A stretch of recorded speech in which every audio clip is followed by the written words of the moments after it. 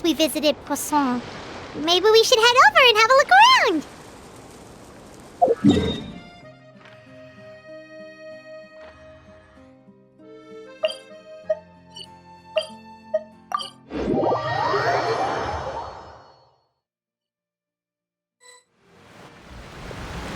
Hey, traveler, Paimon.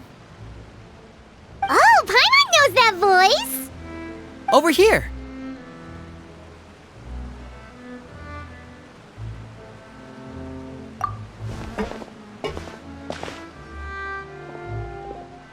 To borrow one of the more popular turns of phrase at the moment, this appears to be quite the fated reunion. Running into you two out of the blue like this has really made my day. I certainly wasn't expecting it. You can say that again. What brings you to Poisson? Wait, Paimon's got it! You must be here for one of your magic shows, right? Actually, we've run into a bit of trouble on the home front, so Father arranged for us to stay in Poisson for the time being. Oh, are Lynette and Fremine here too? Yep, along with most of the other members of the House of the Hearth. You may have noticed Poisson seems a bit more crowded than usual. So you're saying nearly the entire organization has moved to Poisson? Sounds like you've run into way more than just a bit of trouble. What's really going on? Well... Since the two of you are so curious, perhaps I can fill in the gaps. You scared Paimon half to death! Father, you're here. You know... On second thought, maybe we don't need to know. It's all probably super confidential House of the Hearth stuff, right? We totally weren't trying to pry or anything. No need to be nervous. I could sense your genuine concern from your conversation just now. Of course, I can also understand your confusion. Sending so many Fatui here to Poisson, it's only natural that some might suspect an ulterior motive to be involved. I understand. I'm well aware you've had your fair share of confrontations with the Fatui in the past, and I can't exactly guarantee that we'll remain on good terms in the future. As for right now, however, I would say we have little reason to be at odds, wouldn't you agree? The House of the Hearth could stand to be more open with those who have worked so closely with us in the past. As for the issue at hand, well, it hardly relates to any ulterior motive. To be frank, it all stems from a certain rumor circulating around the House of the Hearth. It's an internal matter. What sort of rumor? A rumor that a certain phantom child is hiding away in the House of the Hearth. A phantom child? Ooh, just hearing the name is giving Paimon the creeps. A spirit that should have long ceased to exist is lurking in the shadows of the House of the Hearth. So I decided to bring the children to Poisson before continuing to investigate the situation. I expect I should be able to track down the spirit fairly quickly. After that, it's just a matter of resolving the situation, if you will. It shouldn't be much trouble at all. If you're curious, or if you still have some concerns, it might be advisable to stick around for a few days. I'm sure the children would be exceedingly pleased to welcome some visitors. Lenny, I'll leave you to entertain our guests. I have some matters to attend to. Of course, Father.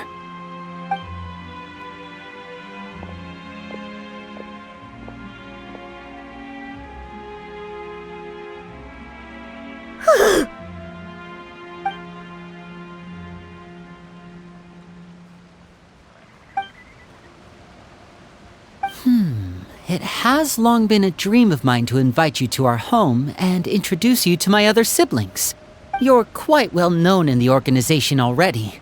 A lot of people have been talking about you, especially after everything with the prophecy. If you're willing, why don't you stay a while and have a little chat with us? Alright. We don't have anything else to do right now anyway. But let's be clear, we're just gonna be there as guests, okay? Don't get any funny... Oh, wait a second. If we're your guests, that probably means we'll be treated to lots of yummy food, right? Of course. During our stay in Poisson, we've been helping out the locals with some fishing. We bring in quite the bounty every day. In fact, today's the perfect chance for me to show you what I can do in the kitchen. Let's go. I'll take you to where we're staying.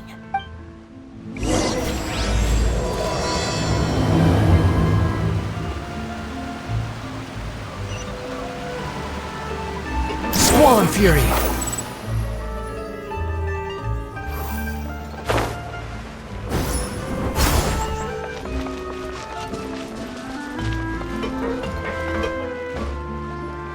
We rented this house from one of the locals to use as a temporary base. I'll come back later and tidy up a bit.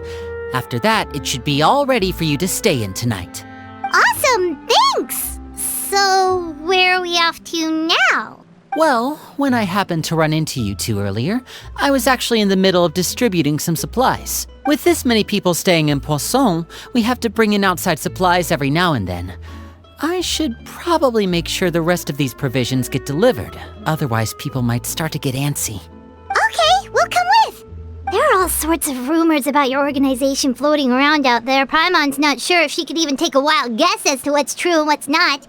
But now that we finally have the chance to see a day in the life of the house, we can take a good look at how you operate! Well, you're more than welcome to come along. Just follow me.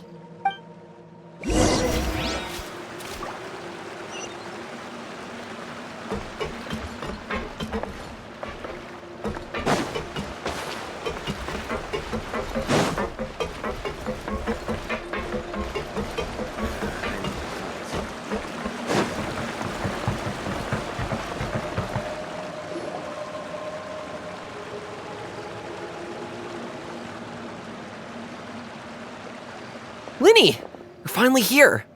The supplies. I'm assuming you've... Brought them with me? Yep, here you go. Hello? Something caught your eye? It's the Traveler and Paimon! No way! Come here, everyone! Hurry! The Traveler and Paimon are here!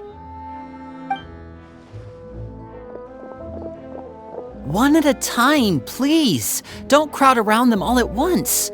We don't want to scare off our guests now, do we? Oh, it's all right! Gotta say, Paimon didn't realize we were this famous. Of course! Father and Lyney have told us so much about you. Father told us about how you helped Lyney. According to her, you're a trustworthy friend. And as far as she's concerned, that's pretty much the highest compliment we've ever heard her give. As you can imagine, everyone's been very curious about you. I heard the Traveler is so strong that she can move a mountain with her bare hands. I heard Paimon eats so much that she can clean out the entire pantry at Hotel de Boer in just 3 days! Wait a second! That's the rumor you heard about Paimon? Oh, not cool at all! Oh wait, when guests visit, you're supposed to give them gifts and stuff, right? Oh, we don't need something like that. Besides, we don't have anything to give to you! Come on, we insist! I can give you some of my new potions. Just pick your poison. And by that, I mean medicine or actual poison. Huh? Or maybe Shaplo can teach you guys about stealth. He's super good at it. He's never been caught. Ah, now that's not a bad idea. I know you usually prefer to fight head-on, but it never hurts to expand your bag of tricks, right? When it comes to eliminating your enemies, staying quiet can go a long way. Trust me, I would know. I was poisoned not too long ago, and I'm still dealing with the after effects. So I'm not quite as good as I was before, but I can still give you some pointers. Wait, when you said gifts, Paimon didn't think you meant poison and stealth tactics. But those are the best things we can give you. You don't like them? Ooh, how about this? Tell me the name of someone who really annoys you, and we'll teach him a lesson for you. All right, Fold, Selwar. I think that's enough suggestions for now. When it comes to being a good host, it's the thought that counts. You don't need a physical gift to make our guests happy. In fact, pestering them with suggestion after suggestion might make them more annoyed than anything. I would say your enthusiasm has certainly gotten across. Really? Awesome! It's been so long since we've had guests to play with. If there's anything you need, just let us know. Yeah, especially if it's poison or something. I've got all sorts of potions for that. Well, we'll talk to you all later. We've still got supplies to distribute. All right, see you later.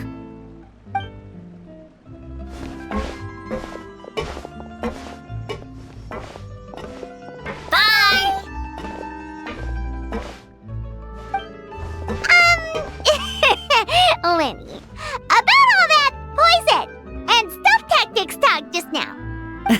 Scared you, did it? That kind of talk comes with being part of the House of the Hearth. When Foltz was really young, he strangled all of his family pets, just out of curiosity. He was labeled a dangerous problem child and was abandoned by his family. Elwar has an unnatural obsession with potions. Father has forbidden her from trying all the different concoctions she comes up with, but she still tries to test them in secret. You really have to keep an eye on that one. Chaplot is around my age. While I'm mainly responsible for collecting intelligence, he handles surveillance. He's very passionate about his work and has no reservations about taking on some very difficult missions. I know you two probably aren't used to that kind of talk, but I can promise you they only had the best of intentions. Things like stealth tactics and developing different poisons, they really mean a lot to them. They were just trying to share the best of what they could offer, that's all.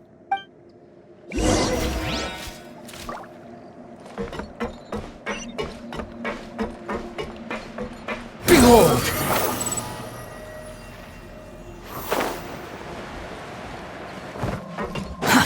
Too slow. Filial, supplies are here. Thanks. And who are these two? Allow me to introduce you. This is the Traveler and Paimon. Oh, you're the famous duo I've been hearing so much about. It's nice to meet you. I heard you've traveled to all sorts of places. Is that true? Of course! We're making our way all across to that! Oh, good for you. You must be pretty familiar with Fontaine by now, then. Have you seen the new opera that started running recently? I think it's called... The 4,000 Thieves? Oh, this is the first we've heard of it. It seems like it's going to be fantastic. From what I've been able to tell from the posters, anyway. You should definitely check it out if you have the time. Oh, and there's The Blind Maiden, too. That one is supposed to have audience interaction. Seems pretty interesting. After this mission is over, I think I'll go get a manicure. Oh, maybe I should dye my hair. Wonder how much it'll cost. Is it just Paimon, or do these two seem much easier to get along with than the others? Looks like the House of the Hearth has some normal members after all. I heard that. Oh! Oops. I'm guessing you're referring to Foltz and the others? Yeah, we're definitely not all like them. I bet those crazies are practically foaming at the mouth right now. I'm sure they just can't wait to get back to Snezhnaya to carry out the plan. That's enough, Filial. Don't talk about family members behind their back, right? Whatever. Let's go. Guess this is goodbye then. If you ever have some time, we should go see the opera together.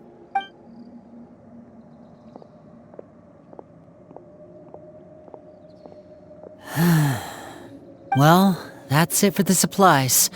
We should probably head back as well.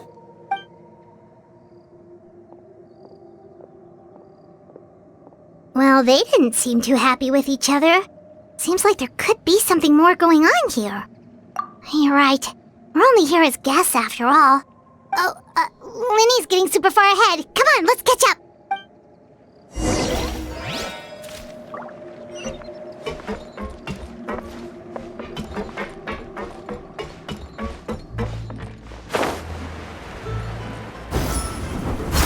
The wind rises.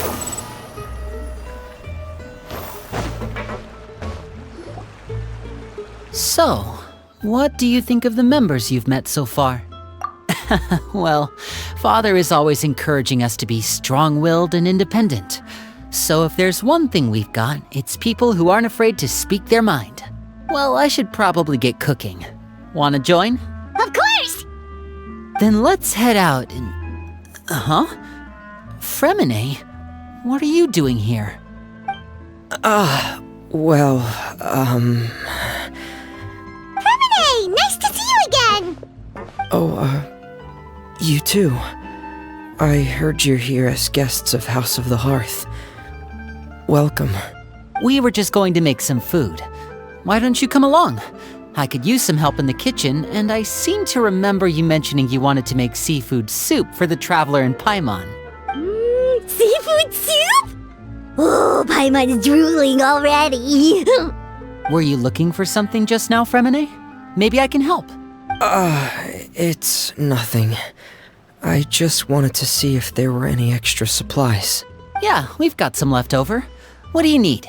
Some food and water. And some clean cloth, if possible. No problem. Give me a second here. Food, water... Wait a minute. What do you need all of those for?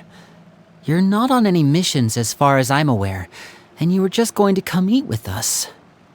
So what's this all about? I thought I'd grab an extra portion because I get hungry at night. Could be because I'm growing, you know, and... Fremine, you remember what I told you? You're not like me. Your lying skills still need some work. Tell me what's going on. Is it really bad enough that you have to keep it from your own brother? Maybe it'll be better if we gave them some space.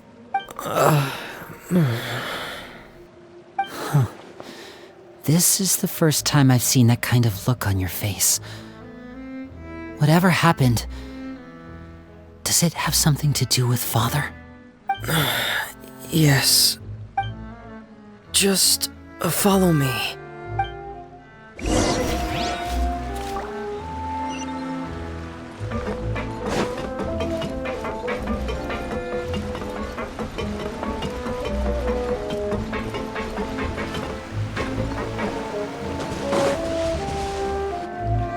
You're back!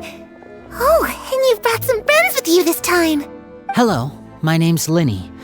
I grew up in the House of the Hearth. And you are? Hi, Linny. I'm also a child of the House of the Hearth, just like you.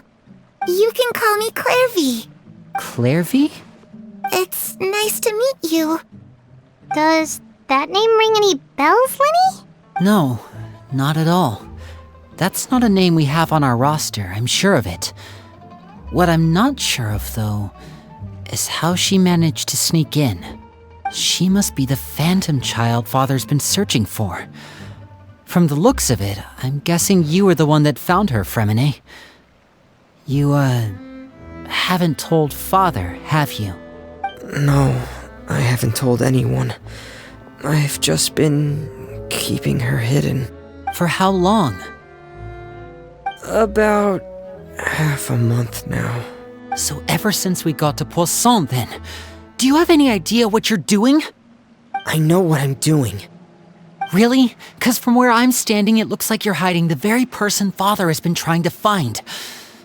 If Father finds out about this, everyone involved is going to be punished. You know the rules of the house, Fremine. I know you do. Father doesn't tolerate any form of betrayal. So why are you doing this? I've thought it through. And I just can't hand her over like that. Linny, don't you remember last year? Chaplot nearly died after getting poisoned during that one mission. He wasn't able to get back before the poison started taking effect, and not a single person was there to help him. That night, while I was sleeping, I heard a voice telling me to go save him. I opened my eyes, but I couldn't find the source of the voice. I thought maybe I was just hearing things, but I went to look for him anyway. Luckily, I got there with enough time to save his life. That feeling of being haunted, of hearing voices, it's happened many times in the House of the Hearth. I'm sure you've noticed. So what you're saying is, that was her? She was the one who spoke to you that night? Unless there are other spirits roaming around the House of the Hearth, I don't think there's any other possibility. If Clairvy were our enemy, it wouldn't matter whether she was a spirit or an actual child. I would have acted without a second thought, because that's what Father ordered us to do. But she's been living with us, helping us from the shadows all this time. I think that makes her family. I couldn't just hand her over to be dealt with. Not when there's so much we still don't know. So what's your plan then? You can't keep her here forever. Someone is bound to find out eventually. I haven't thought that far yet. I don't want to disobey an order from Father, but I also don't want to put Clairvy in danger. Come with me. There are a couple things I'd like to say to you in private.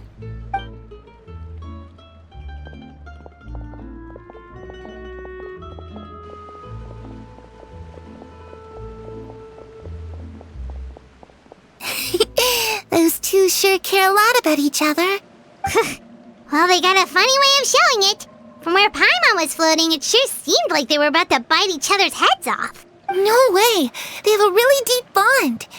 I could tell right away, 'cause I also have a friend like that. I just don't know how long that kind of bond can last. The darkness in the house runs deeper than you can imagine. No one can get out alive. I'm sorry, Linny. I really didn't mean to drag anyone else into this. Oh, really? You didn't mean to? 'Cause I, for one, wish you did. Huh? You know, when we were younger, you didn't call me Linny. You called me brother, just like Lynette. We grew up together, the three of us. We were all orphans, all rescued by Father. Of all the siblings in the House of the Hearth, I think our bond was the closest. Later on, when you started calling me Linny, I wasn't actually surprised. After all, Lynette and I are related by blood. We've had to depend on each other to survive long before we joined the house.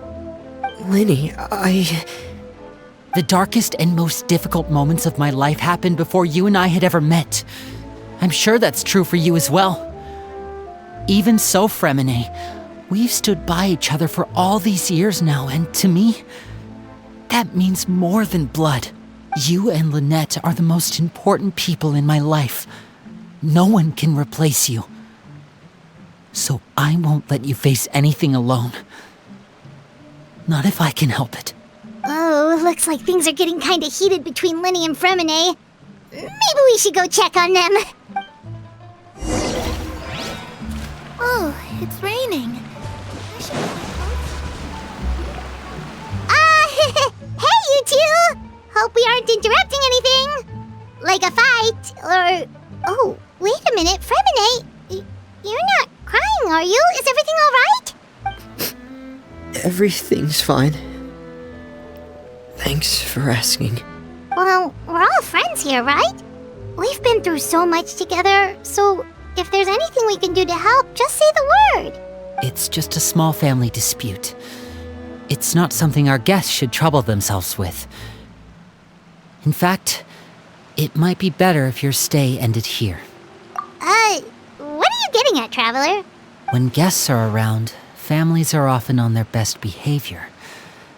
And any disputes are less likely to escalate. That's what you're trying to say, isn't it? I just... Thank you. I was really hoping to keep you out of it. But even if I could think of some other reason to turn you away, I'm not sure I could convince you.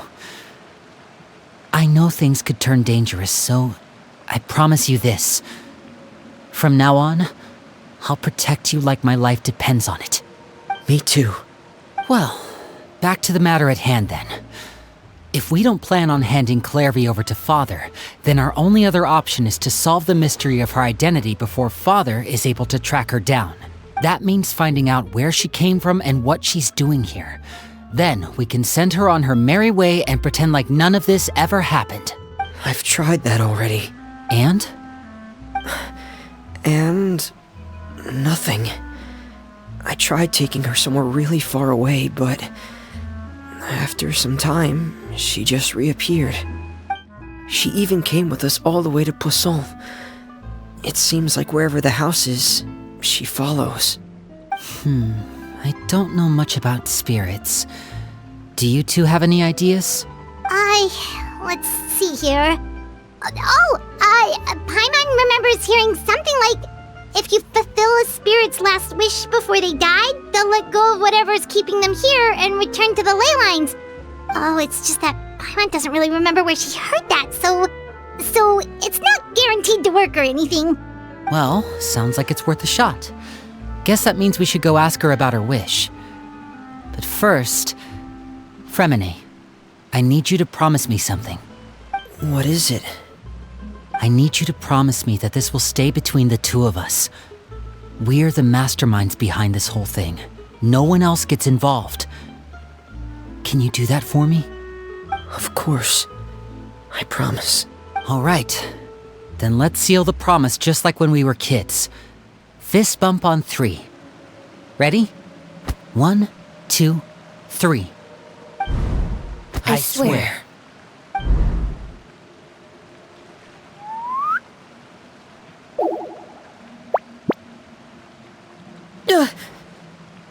Whoa! Lynette! But what a surprise! What brings you here, dear sister? And, when exactly did you get here?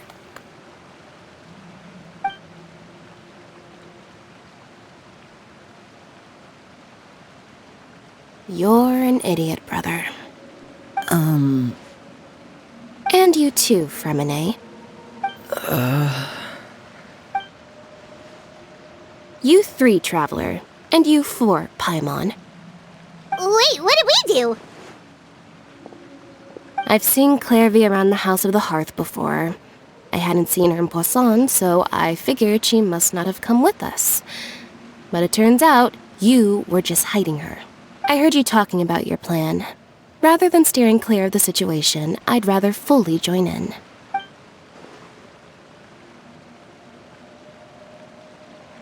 If you don't agree, I'll have no choice but to report everything back to Father.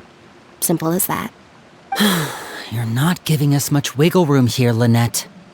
Well, I guess we're all in this together then. After we talk to Clairvy, we'll figure out our next move. There's no time to lose. Let's go.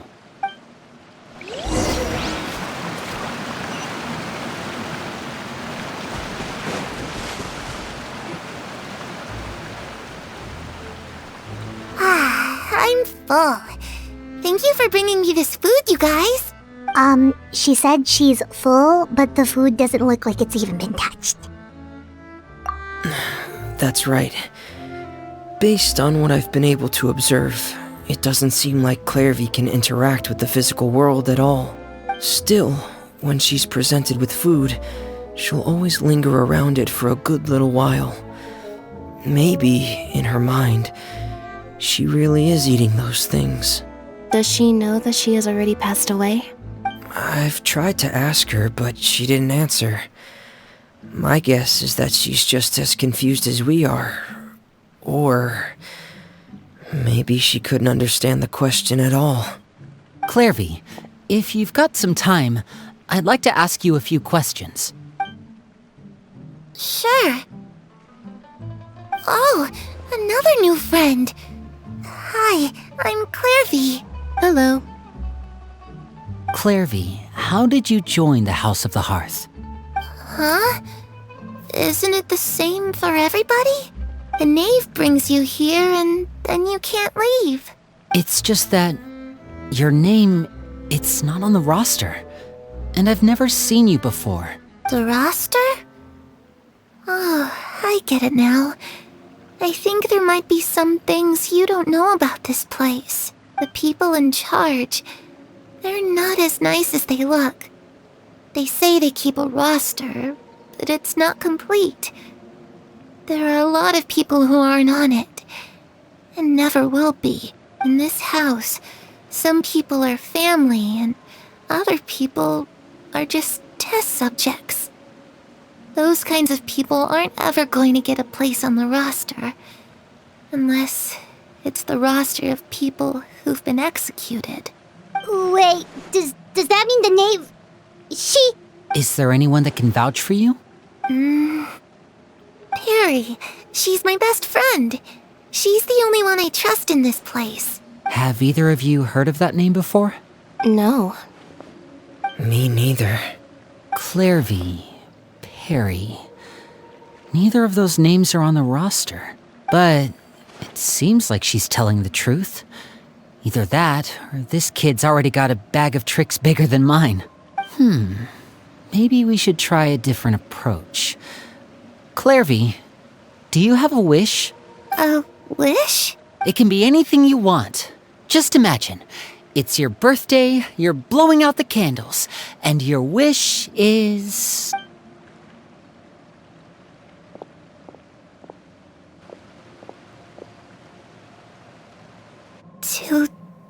To go outside, where the sun can find me. That's it? Well, that sounds easy enough. The darkness in the house runs deeper than you can imagine. No one can get out alive.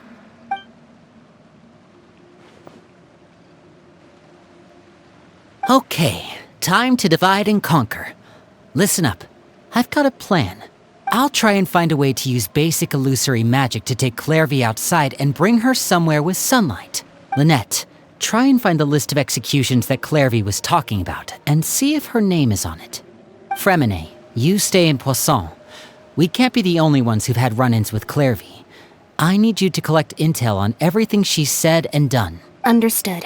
I'll try my best. What about us? What should we do? I really appreciate your willingness to help, but this is a family matter. I don't want to drag you in too deep. It's too risky. Let me think. Since Father considers you to be guests, maybe you could stick by her side for a little while. You don't need to do anything except keep up some nice, casual conversation. Ah, Paimon gets it. You want us to distract her. I'll give you a magic bird. If Father suspects something, all you need to do is release it when she's not looking, and it'll alert me that something's wrong. Of course, that's only as a last resort. If Father doesn't seem to notice us, there's no need to make contact. We'll reconvene here tonight after all's said and done. If the worst-case scenario happens and we're discovered, just tell Father everything. We're not going to let our guests get punished for our own actions. That's where we draw the line. You too. Okay, this is where we part. Father should be at the beach nearby.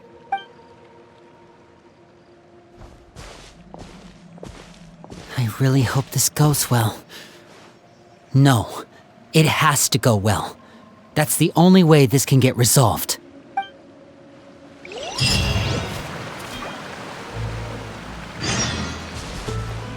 Clairvy, I'd like to take you somewhere. Is that okay with you? Sure. Where are we going?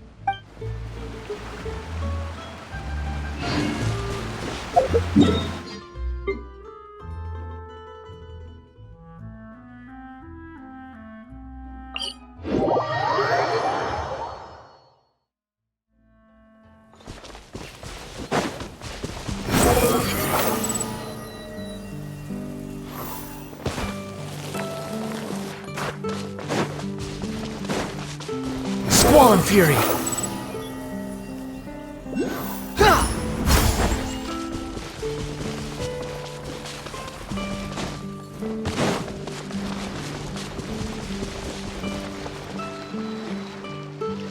It's the knave! And... child! Hey, aren't you supposed to be in Snezhnaya recuperating? What are you still doing in Fontaine? Oh, it's you two. I didn't expect to run into you here. I was unconscious for quite a while after the fight in the Primordial Sea. After I woke up, I realized I was being taken back to Snezhnaya, and well, I couldn't have that now, could I? Not when I've still got unfinished business here in Fontaine. So, I mustered up all my strength and made the journey back on my own. What sort of unfinished business are we talking here? It has to do with Skirk, my master. I really wanted to meet up with her, but by the time I got back, she had already left. I still have so many questions for her. Without any other leads, all I could do was ask the knave to help me track her down. She must have left behind some traces from her time in Fontaine. Oh, okay, so have you found any clues? Unfortunately, no. While the House of the Hearth is adept at collecting all manner of intelligence, certain existences can still manage to escape our purview.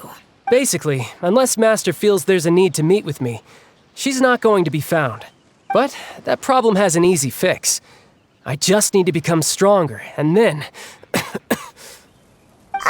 Paimon thinks you should focus on getting better first. The worst of it is over. It's all thanks to that one kid from the House of the Hearth. Elwar, I think her name was. She gave me a bunch of random potions to drink. They didn't go down easy, let me tell you. Pain and chills all over. But they really did help speed up my recovery. And that's good, because it looks like I really do have to head back this time. The old man's been putting the pressure on me. He sent someone to tell me I'm needed for some sort of project. Project Stuja? Yeah, that's the one. I heard Regrader's involved too. I'm not looking forward to having to listen to all his monologuing, that's for sure. Hey, maybe you could think of a way for me to stay in Fontaine for a little longer. Helping Linny and the others brush up on their fighting skills would be far more interesting. If you and I could spar, that would be even better. I've been waiting for a chance to see you go all out. And what a sweet little daydream that is. But I also have a role to play in all this. I'll be leaving Fontaine shortly as well. Besides, considering how little they see fit to step outside the homeland, being called on to return to Snezhnaya by such illustrious dignitaries, what a great honor. Wouldn't you agree? One I could do without, I'd say. Is it just Paimon? Or does it kind of seem like they're... So, dear guests of the House of the Hearth, to what do I owe the visit? Right! We're super close to Linny and the others, but we still don't know much about you! Is that so? Introductions have already been made, have they not? Well, you see, there's only so much you can learn about someone from a short introduction. At least tell us something a little extra, like, why do you call yourself father? Good question. I'd also like to know. The fact that you have to ask tells me our intelligence work has been quite successful. Telling you the answer to that question would only serve to undermine that success. And we can't have that, now can we? Spoken like a true diplomat. That was some expert sidestepping right there. Well, if there's nothing else, I think I'll take my leave. I still have a small matter to resolve at home. Wait, don't go!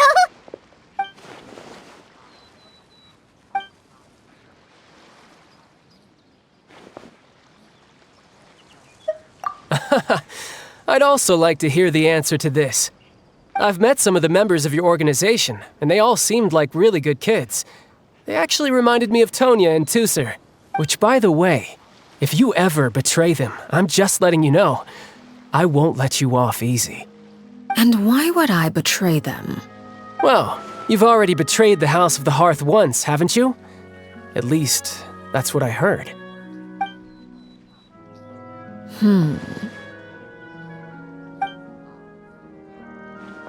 Okay, I admit. That's just what the old man told me. The rooster, I mean.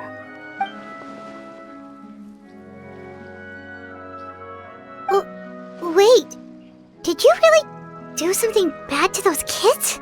Never mind what I've done. I'm more curious as to what the mighty rooster had to say. Care to enlighten me? Well, nothing much. Just some stuff about you taking out many other members of the House of the Hearth, and even going so far to attack your own family. I see. Based on your reaction, I'm guessing it's all a bunch of lies. Hardly. I don't appreciate his particular turns of phrase, but I suppose he didn't say anything untrue. Although, it would be more accurate to say that there is a certain level of prejudice involved, but I don't intend to clear that up just yet. Prejudice has a funny way of concealing the real truth behind certain things, an attribute that I find to be quite advantageous. Call yourself a Fontainian, for example, and people will assume all sorts of things, when the real truth is that this is simply the land where I was raised. Huh? You're not actually from Fontaine? But then why did you try to help out with the prophecy and everything? I was trying to protect the children born in Fontaine. Claiming that I myself was a Fontainian simply made it easier to operate. People would hardly suspect a fellow Fontainian of having any ulterior motives. Who wouldn't want to save their homeland after all? The Primordial Sea wouldn't have any effect on me, but it would have caused great harm to the House of the Hearth. Well, you wanted extra information, didn't you? There you go. I hope that satisfied your curiosity.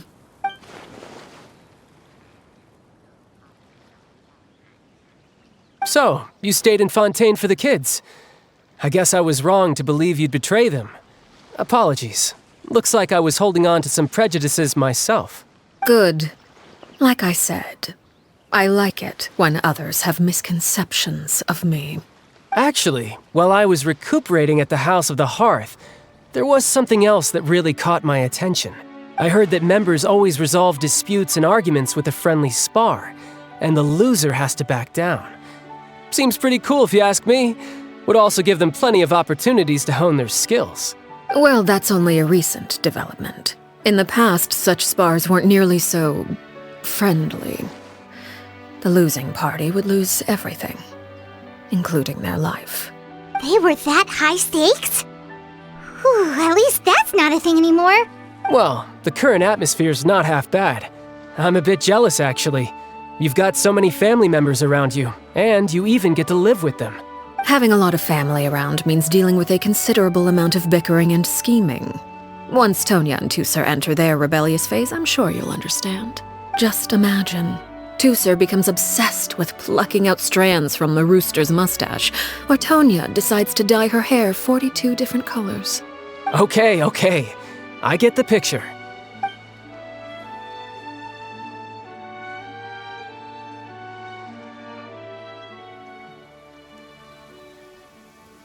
Well, would you look at the time? I should probably get going. Traveler, Paimon, I'm not sure where our paths will cross next, but the next time we run into each other, we should definitely try and find some time to spar. Again, maybe this is a conversation we can have when you look less like you're gonna keel over. All right. Well, thanks for everything, Arlecchino. No thanks necessary. You also played a part in obtaining the Gnosis. I would say we can call ourselves even. I like the sound of that. Well, I'm off. See you all some other time. We should probably get going too. Do you want to head back with us? Oh? You want me to leave so soon? Oh, well, you see... I'm rather enjoying the evening breeze. If you don't mind, I think I'll stick around for a bit. I have some things to think about. Apologies for not attending to you like a proper host. Please forgive this slight. I do hope you'll have a pleasant stay. We managed to keep her distracted until nightfall. Good thing Child was there to keep the conversation going. You don't think she suspected anything, do you? Oh, I wonder if Liddy ran into any issues. Let's hurry back and see how everything went. Oh? You decided to stay a little longer? Let's take in the ocean view together, then.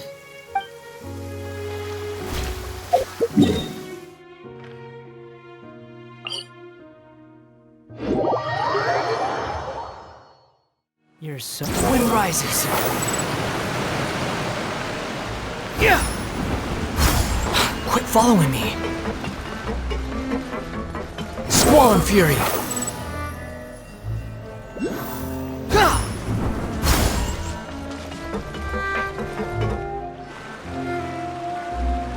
Lenny, how did everything go? Well, long story short, we ran into a small issue. Clairvy can't go into the sunlight. Everything was fine at first. She followed me up to the surface just like I told her.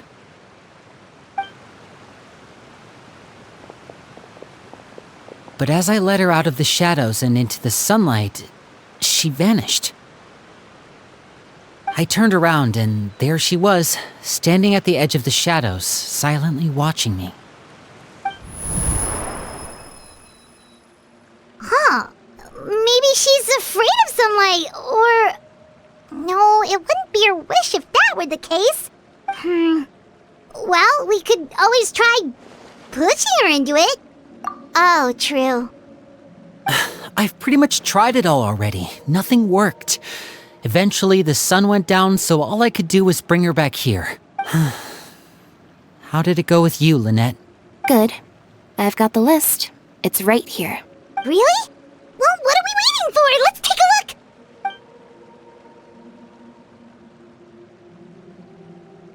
Oh, that's a lot of pages. Oh, it's gonna take forever to get through it all. We can each take a section. Here. La Pouillade, L'Endroit, Chambel, Horaire.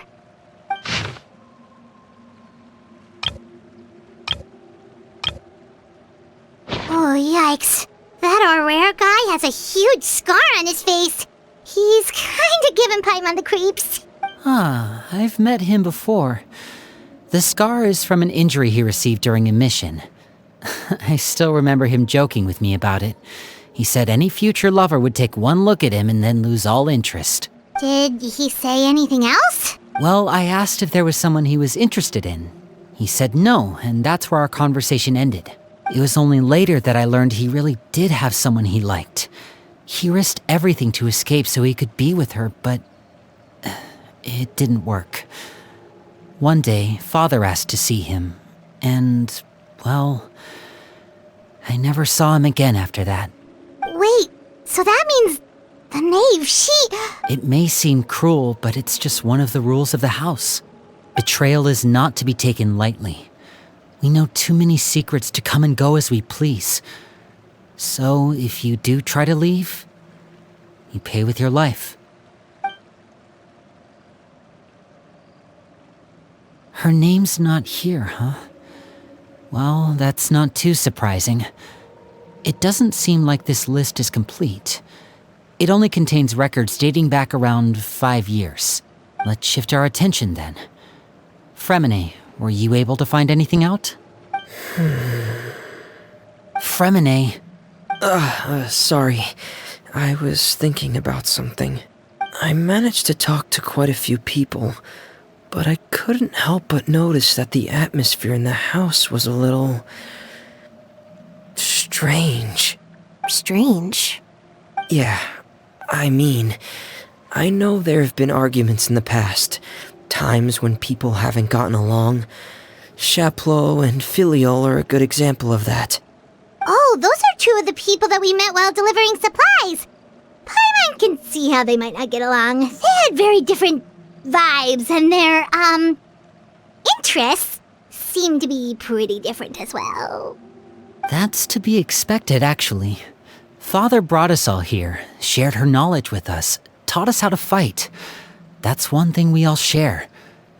But that's also where the similarities end.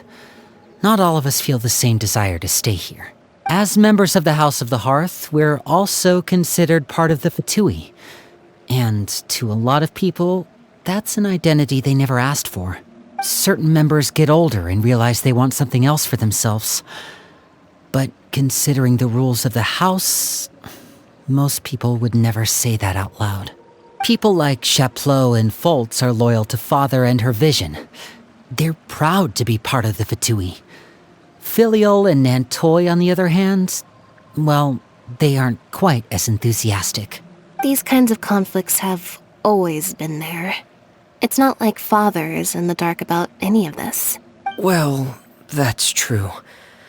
But it just feels like things have gotten worse lately. Filiol and the others, it seemed like they were meeting in secret to talk about something. I can't say for sure, but I think they've met Clairvy. You think she's been inciting them to act out? No, not exactly. But I wouldn't be surprised if she said something to them about the darkness in the house and how deep it runs. She's told me about it before. Experiments being run on children. People being used as pawns on the battlefield without so much as the strength to survive. And they just believed all that? Without any evidence? Clairvy's words probably gave them the excuse they were looking for. Whether they actually believe them to be true is secondary. This is all because of Project Stuja, isn't it? Whoa. Hold on a second. What's this Project Stuja all about, huh? This is the second time it's come up now. Sorry, but I'm not sure of the details either. I only know what Father has told us, which is that it's something the Rooster and Regrator have been working on together.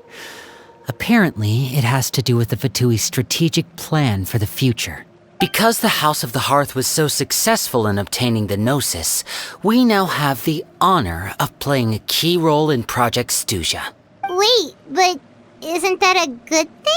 Key role is just another way of saying dangerous role. To us, the whole thing is an inconvenience. Father thinks so too, but she's in no position to refuse. Their plan isn't exactly unreasonable, and they've been funneling the house a lot of funding. It's just that we'll lose a lot of members in the process. Participating in the plan, it's an honor in name only. What they're really trying to do is subdue us. The existence of an intelligence organization outside their control makes them feel uneasy.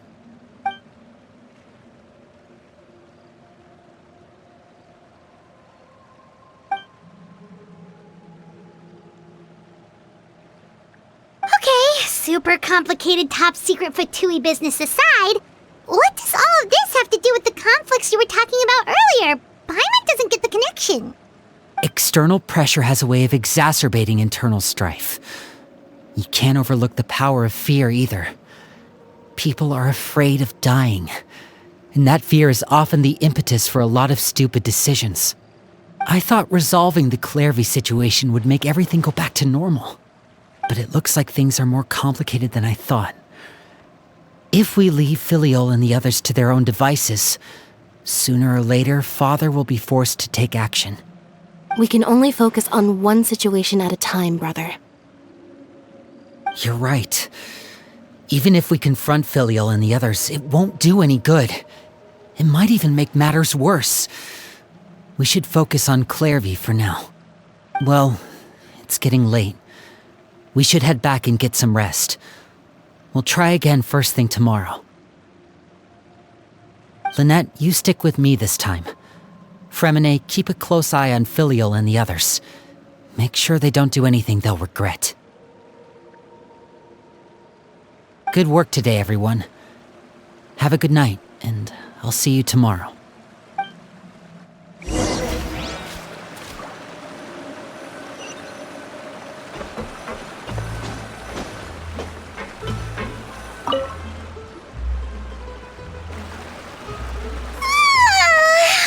Paimon was looking forward to an early night, but she can't sleep at all. Hey, you don't think the knave will be too angry with Linny and everyone if she finds out about all this, do you? She's even scary when she smiles. If she were to actually get angry... you have to protect Paimon if that happens, okay, Traveler? Oh, well, in that case, we should just plan on running away. We'll grab Linny and the others and we can make a break for it as fast as we can. Look! Look over there! Quick! Let's catch up with her before anyone sees!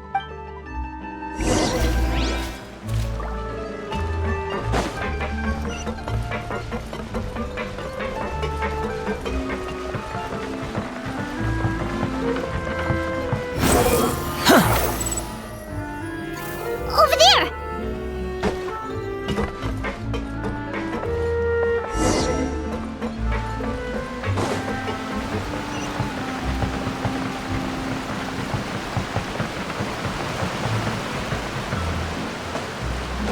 Oh, where is she going? Oh, if someone sees her, we're toast!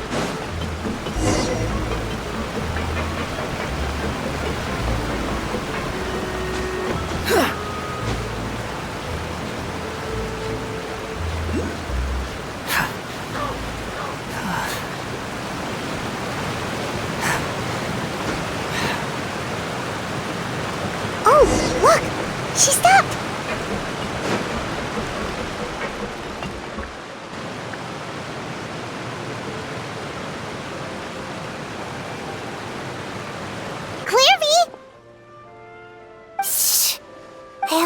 window while no one was looking. Look how pretty the outside is. If only I could have more than this. You probably think I'm being silly, huh? All this hopeless resisting. It's better to dream of what I could have than try to make it a reality, right? Please, help us get on the same page here, Clary. We need you to tell us what you know. Can you do that? Sure. Although, after you hear all this, I think you might regret that decision. Everyone in this family is nothing more than a tool. Something to be used and exploited. We're all expendable. Including me. As long as you're useful, you get to stick around. Lose your value. You're handed over to the doctor, experimented on, and given a fate worse than death. I've seen it happen again and again, and I've had enough. You're saying the knave did all that? It's just, that doesn't seem like something she would do. She's scary and all, but it seems like even she has lines she wouldn't cross. I knew you wouldn't believe me. Everyone thinks she's a good person. They all think of her like a real mother. Mother? But she doesn't deserve that title. She's disgraced it and tarnished it. And if I had things my way, I'd never see her again. If only Perry were here, she'd understand. Perry. There's that name again. Also, Paimon's getting a strange feeling. It almost feels like she's not really here with us. Paimon can't tell if she's actually talking to us or if she's mistaken us for someone else. Well, in any case, it seems like she really needs someone to talk to. We should keep her company for a little longer. She looks so young. But it seems like she's been through a lot. It's getting windy. I should close the window. Ooh, look at the moon. Isn't it pretty? Hey, wanna hear a secret? I heard that if you look up at the night sky in Snezhnaya, you can see the aurora. It's supposed to be super pretty. Even prettier than the moon tonight. Perry and I promised each other that once we're older, we're gonna go see it together. But I can't find her. I'm worried she's also been...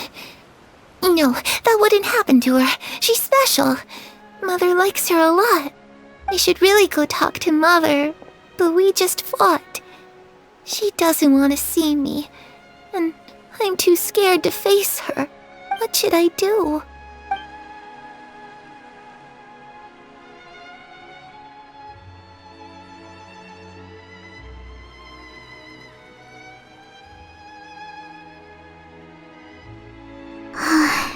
Paimon really doesn't understand what's going on with her. Well, let's head back. We've got an early morning tomorrow.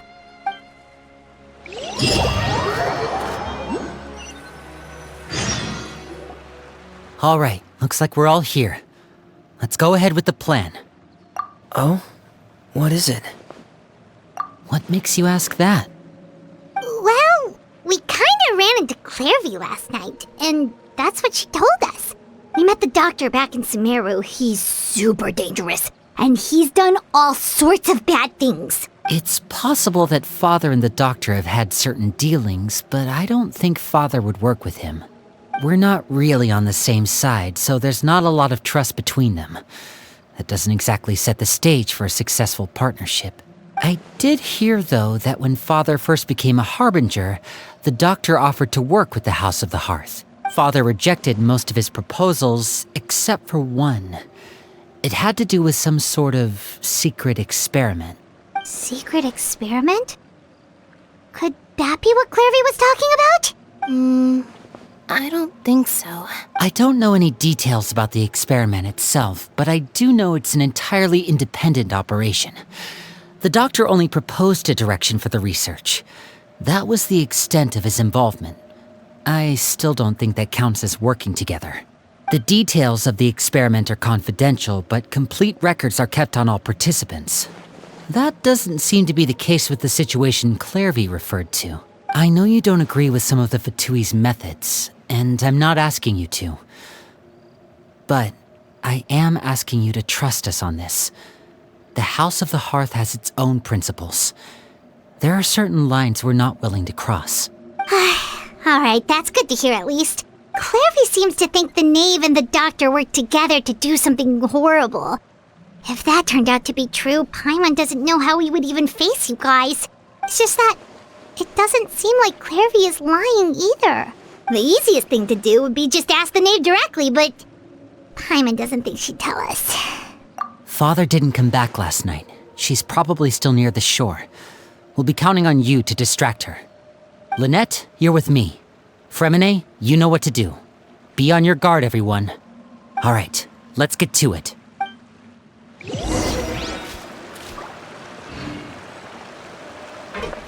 Where are we going today? Let's try somewhere further away this time.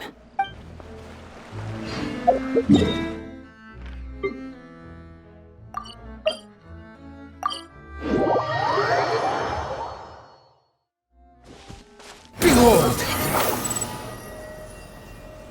Yeah!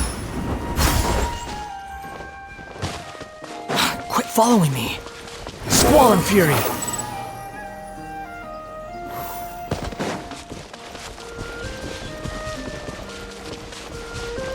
Behold!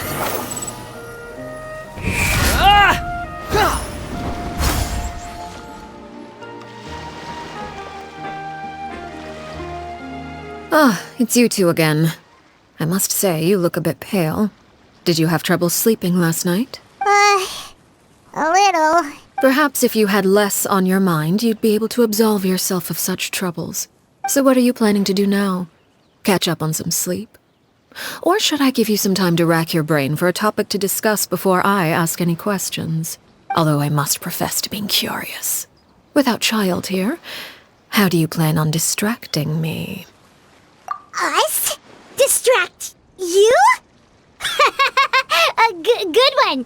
But no, we were just here for a chat. Looks like you could have used some extra time to think. No matter.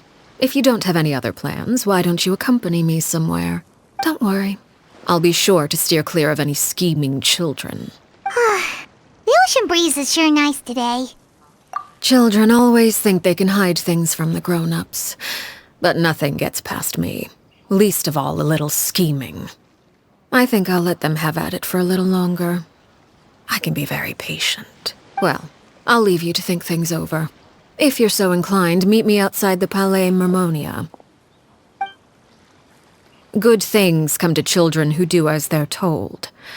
So I do hope you decide to tag along. If only for your friends' sakes. What should we do? She clearly knows about everything we've been doing, and Paimon doesn't think it'd be a stretch to say she was threatening us just now.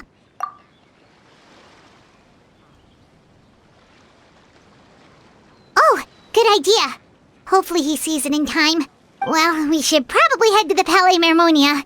Paimon doesn't want to find out what happens if we don't show up. Based on what the Knave was saying just now, it sure didn't seem like it'd be anything good. Okay, then we probably shouldn't keep her waiting. It seems like Linny and the others are on thin ice, so let's do our best to not get them in any more trouble.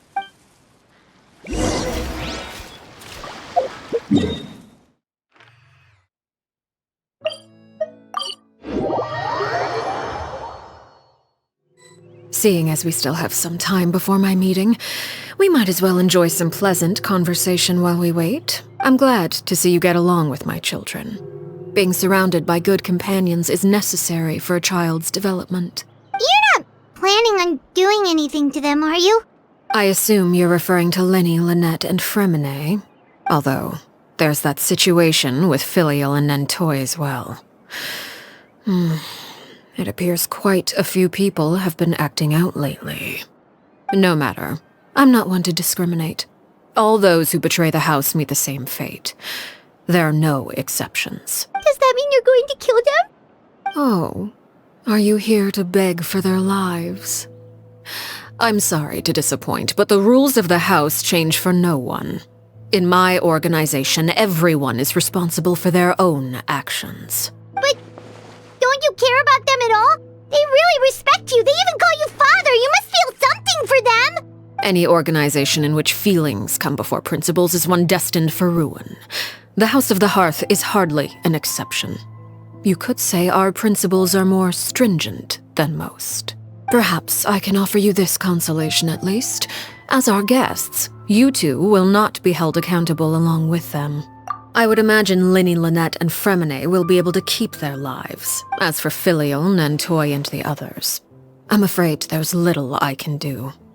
They can try to escape, but once you know our secrets, there's no getting out alive. But that's awful. Ah, you seem concerned. Out of consideration for my guests, I suppose I could turn a blind eye for a little longer. If Linny and the others manage to dispose of Clairvy in the meantime, all evidence of their wrongdoing will be lost. In that case, I could hardly punish them for something I couldn't prove.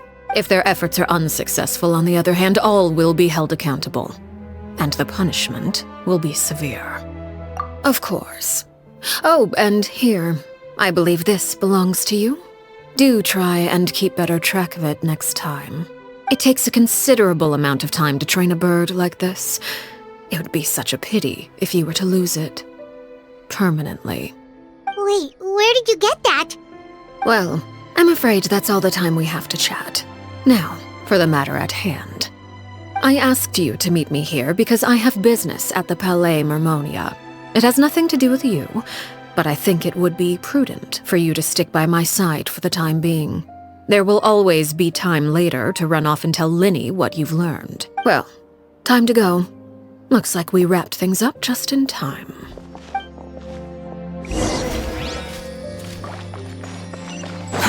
Too slow.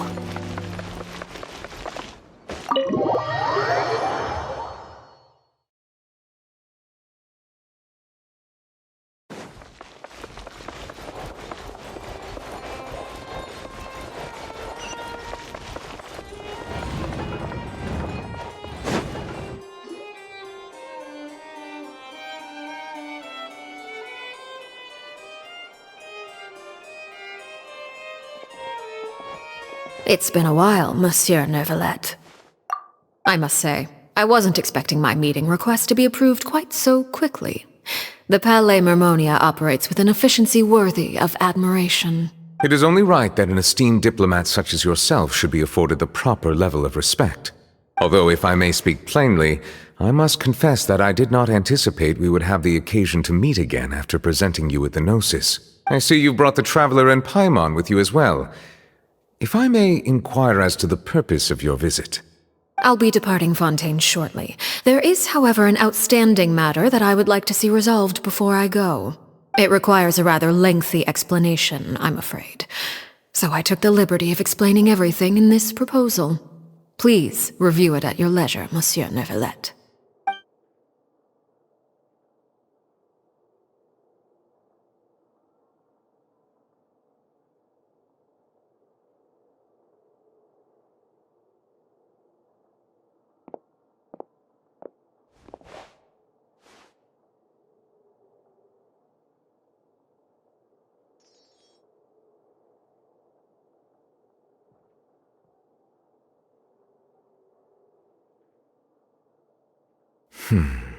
I understand your request. However, at the risk of causing offense, I must admit that I fail to see why you would wish for such a thing. I heard you have a certain fondness for water tasting, Monsieur Neuvillette, so allow me to use water as an analogy. A family is like a large body of water with countless rivers flowing in and out. As someone who watches over this system, I would hope that each river that flows from the source will eventually reach the ocean. Of course, objectively speaking, I know this is impossible. Most of the rivers will dry up along the way, disappearing into the ground and leaving nothing but a barren riverbed behind.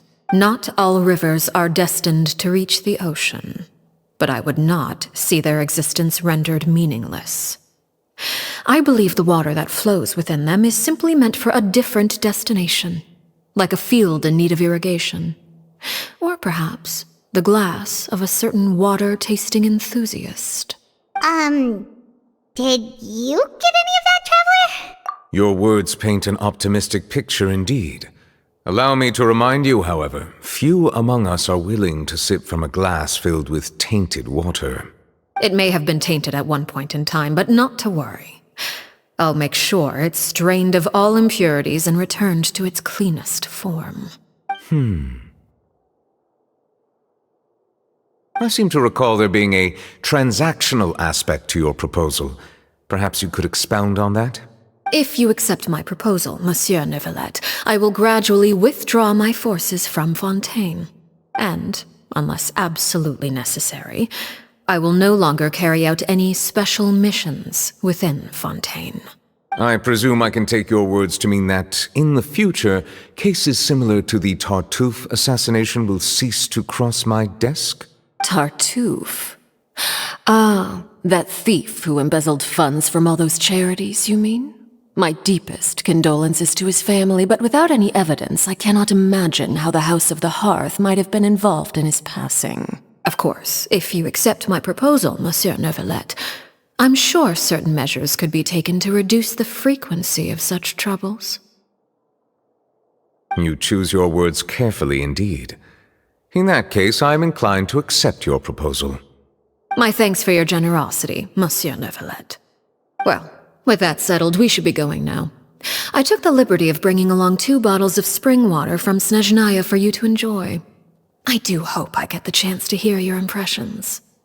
Perhaps at our next meeting, yes? Indeed. I trust you would not overlook your commitment in the meantime. All right, Traveler Paimon. Time to go.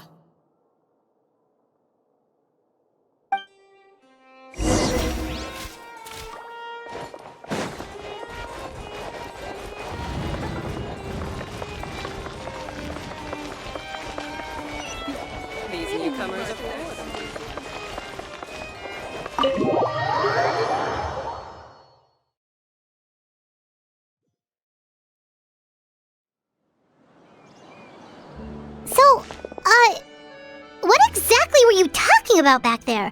Paimon only heard you mention some rivers, a large body of water, and then some kind of irrigation scheme. You really want to know? I would imagine there might be more pressing concerns at the moment. Winnie, Paimon really hopes everything's going okay. Oh, Paimon recognizes that look. You've got your tiki cap on, don't you, Traveler?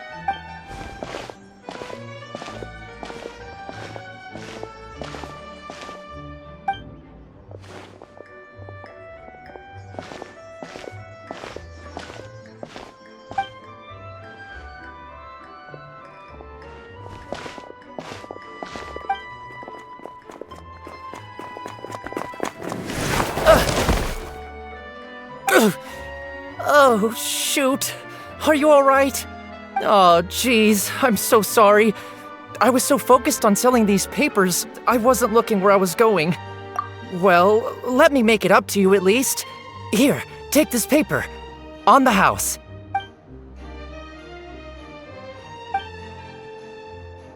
Oh, you don't have to give us anything. Please, I want to. It's not like I'm short on supply. All the extras will be useless come tomorrow anyway. It's my fault, really. I was just trying to bring home some extra mora for the family, but I bit off more than I can chew. I haven't had many takers today, so I'm still swimming in papers. What's going on here? Nothing much. I just ran into your friend here on accident. I should probably get going, actually, so... Hold on. Of course, I'm happy to compensate you with mora, it's just... I don't have any on me at the moment. I'll take 3 papers. Here, your payment. Oh! Thank you for your patronage. May the Archons bless you with good fortune. If only I had the chance to run into such generous customers every day. I should probably just take on a smaller inventory though, right? I'm getting married soon, so sometimes it's hard to not get ahead of myself. Anyway, I should head out. Goodbye! Well, now that my affairs are settled, we should take the boat back to Poisson.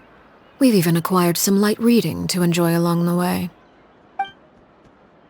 Actually, why don't we stick around for a little longer?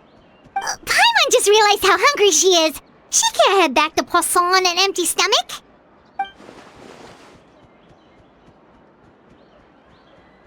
It appears you two are under the impression that delaying our return will somehow alter the situation in your favor.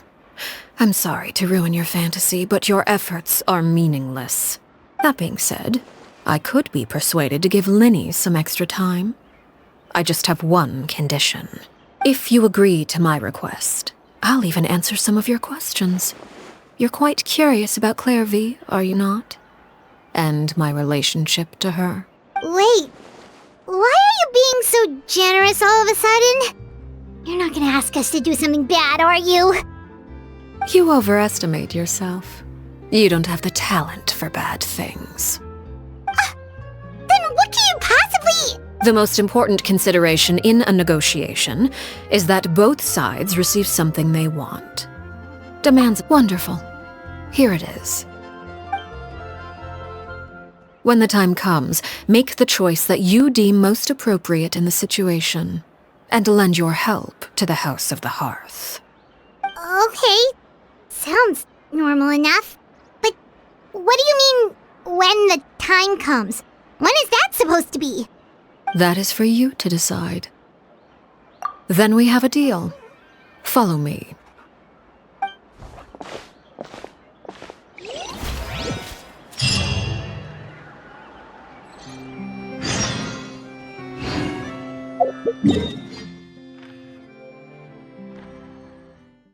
You're so happy just to see the sun again. How childish.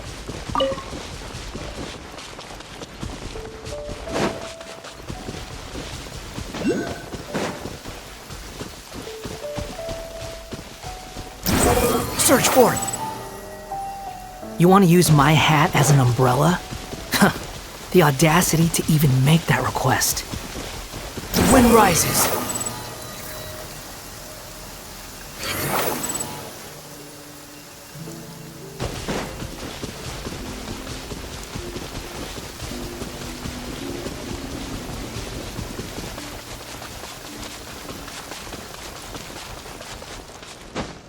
You're so happy just to see the sun again. What is this place? Somewhere long forgotten by everyone. It used to be a grand building. Now it's nothing more than a pile of rubble. No one comes here anymore, nor does anyone care about what once happened here. Although, this place does have something to do with the story I'm about to tell you. It was before I became a Harbinger, and before Linny and the others joined the House of the Hearth. Due to certain events, I first killed Clairvy and then her mother. And this is where it all happened. You were the one that killed Clairvy? Patience now. Allow me to explain Clairvy's side of the story first. I'll start from the beginning. Clairvy was 6 years old when she was brought by her mother, Crucibina, to live in the House of the Hearth. From the outside, it seemed like a fairy tale. A thriving family made up of kind adults and friendly children. Crucibina was the knave at that time, and the House of the Hearth was under her control. She was Clairvy's mother by blood, but she was also the mother to all the children in the house. Clairvy was happy here, for a time. But she quickly realized that being part of this family wasn't a fairy tale at all. It was a kind of purgatory. Purgatory? Exactly. The House of the Hearth takes in war orphans from all over Tevat. But as for how to raise them, that depends entirely on the person in charge. Crucibina came up with a novel idea. She would teach the children to fight, force them to duel each other, and then crown as the king of the house the child who proved themselves most worthy of inheriting her title. It's difficult to estimate the number of children who died or were maimed in the process. There's little I can say about the ones who died.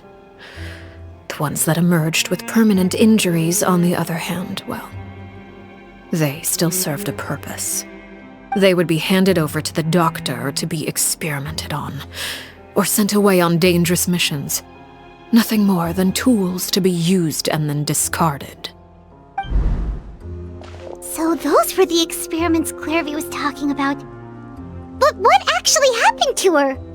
You said that Clairvy was Crucibina's daughter, so if Clairvy tried to convince her to stop what she was doing, Crucibina probably would have listened, right? Despite being Clairvy's mother, Crucibina cared little for her daughter. She forced Clairvy to join the House of the Hearth only as a means to demonstrate her own impartiality as a mother, to prove that she treated all her children equally. Clairvy did try to convince her mother to change her ways, but it was to no avail. After her efforts failed, the only other option was to rise up and try to fight back. Unfortunately, the other children had already been thoroughly indoctrinated into the illusion of happiness Crucibina had created. Of course, there was one exception. Someone Clairvy's age who knew the truth about the House of the Hearth. Her name was Peruere. Wait, the friend that Clairvy mentioned? Friend, huh? I suppose we can call her that for now. Clairvy was a cheerful and passionate person with a tenacious spirit. Peruere, on the other hand, was rather cold-blooded. Her cold-blooded nature allowed her to see through Crucibina's facade. Yet, it was also this cold-bloodedness that prevented her from acting against it. At least at first. While Clairvy longed for freedom, Peruere was convinced that, amid all the fighting and violence, she would make it until the end. Despite their differences, the two became fast friends, united by their knowledge of the truth. Clairvy told Peruere that she hoped to create a real family, where no one would be killed or sacrificed. There may have been a certain naivete to her ideas, but Clairvy proved her determination many times over. She tried countless times to run away, ask for help, or expose the truth. But her efforts only earned her beating after beating. The only thing that kept her going was her strength of will.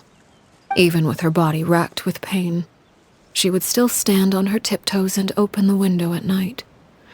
She and Peruere would look out at the moon together, a fierce longing for freedom shining in her eyes. But one day that light simply vanished. Oh no. What happened? Her hopelessness resulted from a culmination of things. 10 years had passed. 10 years worth of failure after failure. She and Peruere weren't children anymore, but finding any chance to escape still seemed as hopeless as ever. It was during this time that Peruere suggested a new plan. If escaping was out of the question, why not take down the very person sitting on top of this throne of lies? Mother herself. Clairvy rejected that proposal. She claimed that, as a famous harbinger, Crucibina possessed an unimaginable amount of power. Trying to kill her would have an incredibly low chance of success. Clairvy never gave another reason, but Peruere could see it written all over her face. Clairvy still thought of Crucibina as her mother. Killing her own flesh and blood was a line she couldn't bring herself to cross. If she couldn't escape and fight back, then only one option remained. Precisely. Death was the only way that she felt she could be free. It happened during a duel. When she arrived at the dueling ring that day, her partner turned out to be none other than Peruere, the very person that had stood by her side all those years. It was a fierce battle. But ultimately, Clairvy decided to let Peruere end her life. From that moment on, Peruere's journey was one written in flames. When the rain finally came and washed it all away, there she stood, the sole victor in Mother's endless game of slaughter, a trail of corpses strewn across her path to success. It was the very result she had predicted 10 years prior. Even then, she believed she would make it until the end. She wasn't surprised by the fact that she emerged as Mother's undisputed heir. Rather, her success left her with an inexplicable sense of restlessness. She was unsettled. And there was only one thing that could quell that sensation. Perhaps you two would like to take a guess as to what it was? Crucibina, you mean? But... Correct. This is the place where Peruere killed her best friend. A mere year later, this is also the place where she fought tooth and nail to kill the mother they shared. The moment she acted, any conception of what was right or wrong ceased to matter. It's one of the principles of the house. Only those who survive get to write the rules. Peruere won the battle, and became a harbinger herself. After which Her Majesty, the Tsaritsa, bestowed upon her a new name. Arlecchino. So the Perry Clairvy was talking about... It was you all along. You're Peruere. Arlecchino is just a name you got later. I left that name behind long ago. I must say, hearing it now does bring back memories. After I defeated Crucibina, the moniker of Mother died with her. I chose to forego the title she called herself and even chose to give up my own name. I rebuilt the House of the Hearth under a new identity. Not only as Arlecchino, but as father. And that is where the story ends. Any more questions? Yeah. Based on what you just told us, Clairvy wasn't a little kid when she was killed. So the Clairvy we met... Was she really a spirit at all? I suppose you could call her an illusion born of flame. Her existence is like ashes to a fire. Something left over in the wake of blaze and ruin. You see, a certain power runs through my veins. It's not unlike a curse. My flames leave behind shadows of anything they consume. Of course, the chances of those shadows morphing into a sentient entity are exceedingly slim. Clairvy is a very special case. Clairvy died when she was 16 years old, but what emerged from the flames was her 6-year-old self. Her appearance wasn't the only thing affected.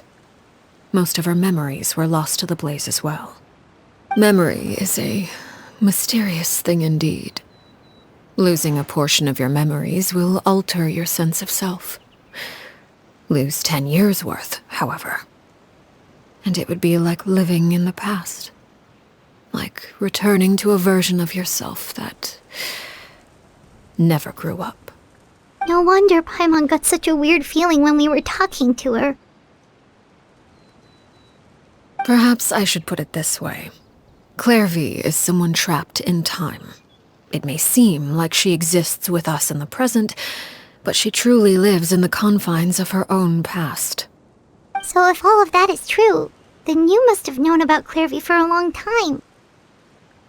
Indeed. She's a rather volatile and unstable entity.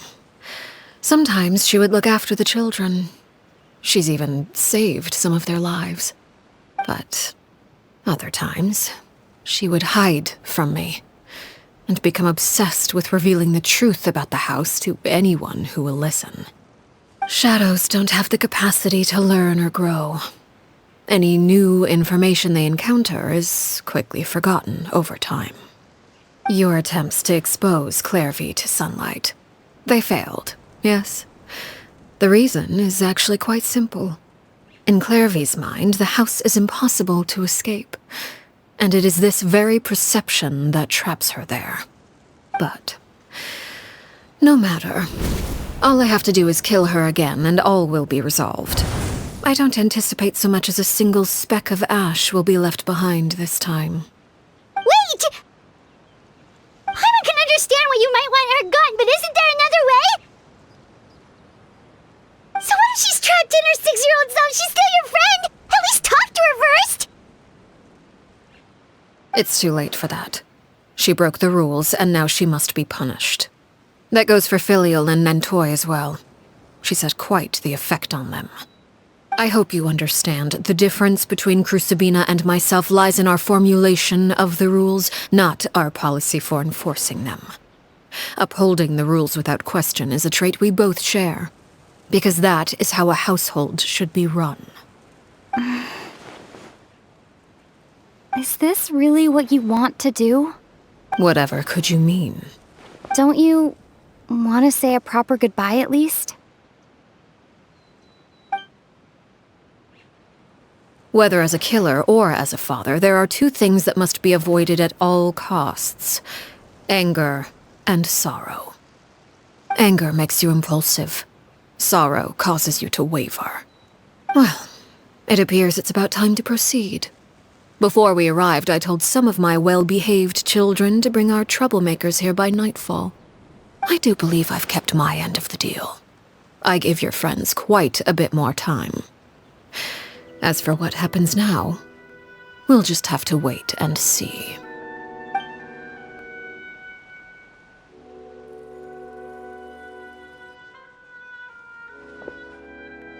Here they are, Father. You gonna execute him? Seeing something like that would actually be a first for me. Lenny! I'm sorry. I heard about how you helped buy us more time, but I still failed. I couldn't find a way to fulfill her wish. Huh? Are you... Perry? Indeed, it's been a while, Clairvy. Perry! Shh, stay right there. I'm sorry to postpone our reunion, but first I believe certain scores need settling. Father, let me explain. Out of my way. Father! You chose to conceal a threat to the house, and for that, you must be punished. Overall, however, I suppose your wrongdoing is hardly the most egregious of the bunch, so I'll deal with your punishments later. As for right now, the more pressing concerns are the traitors among us. By traitors? Do you mean us? Father, let me explain. We didn't mean to... Fultz, why don't you share what you heard? Yes, Father. Secret Midnight Meeting number 3. Participants, Filial, Nantoy, Sato, Toddy. Nantoy clearly said, if only Father wasn't the one who took us in. Sato added, I'm sick of this life. I just want to live as a normal person. Filial was the worst of them all. She called us crazies and said a bunch of mean things about Father. I did not! You're lying! Fultz is trying to frame us. It's not like I'm the only one who heard those things. After that, you and Toddy and a bunch of other people started talking about Clairvy. You were using all those things Clairvy brought up as an excuse to question Father. We're birds locked in a cage. The only way out is to destroy it. That's what you said, wasn't it? You little... You just want me gone, don't you? What did I ever do to you, huh? And you, Sheplo, have you forgotten who stood by your sickbed, watched over you, and changed your dressings? Come on, let's hear it then. What's your reason for all this?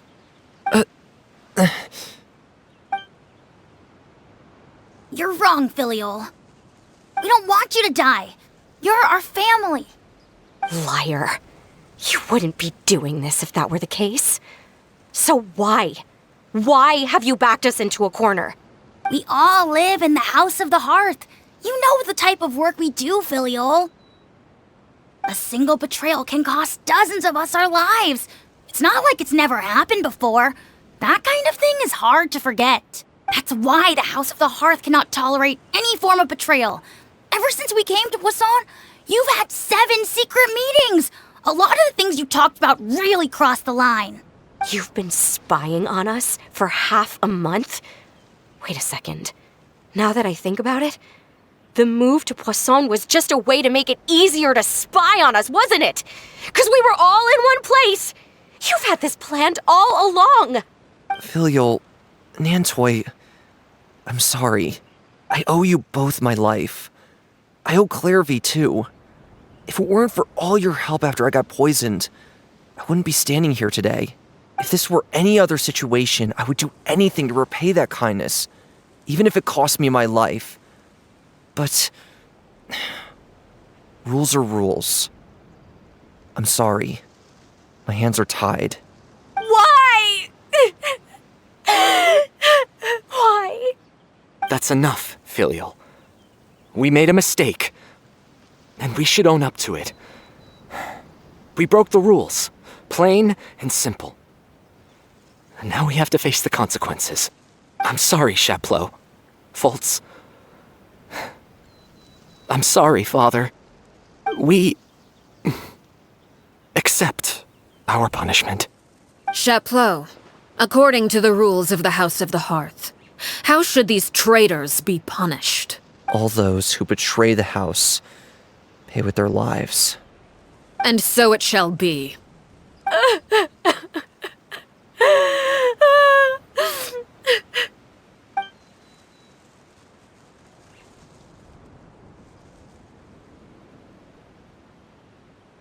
Father, please wait! Something you want to say, Linny? Please reconsider, Father. What Filial and the others did, does it really count as betrayal? We all come from broken families. From the very first day we joined the House of the Hearth, we wanted nothing more than to make it a real home. But the truth is, none of us know what a real home should look like. I'm not saying I have all the answers. All I know is this. Killing Filial and the others may uphold the rules, but doing so will only bring us further away from being a real family than we've ever been. So please, Father, please reconsider. I agree with Linny. Father, please. Linny, you... I also agree with Linny. An order once given cannot be rescinded. However, given the extent of your determination, I suppose we shall have to go about this a different way. Draw your weapons and face me. Our weapons? Father, are you referring to a duel? Precisely. The rules of the house will not be altered. Traitors must be punished. However, resolving disputes with a duel is also one of our rules, one that also applies to me. Demonstrate a sufficient showing of strength, and I shall offer a concession. Wait. Beat Father in a duel? Impossible. Father is way too strong, even for Linny.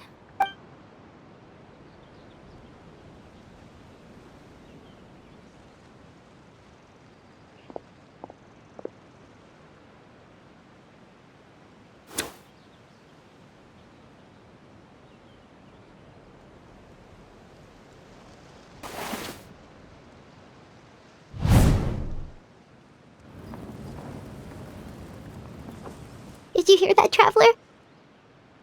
Lenny and the others have to duel the knave. What should we do? Can they really win something like that? If they lose, those people from the house are really gonna be executed.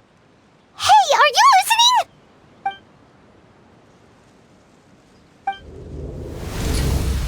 Don't you want to say a proper goodbye at least?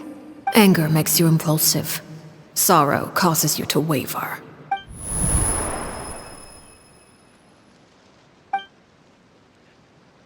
Oh, looking at that expression on her face, she seems really serious about this. Guess that means there's no chance she's throwing the duel on purpose, huh?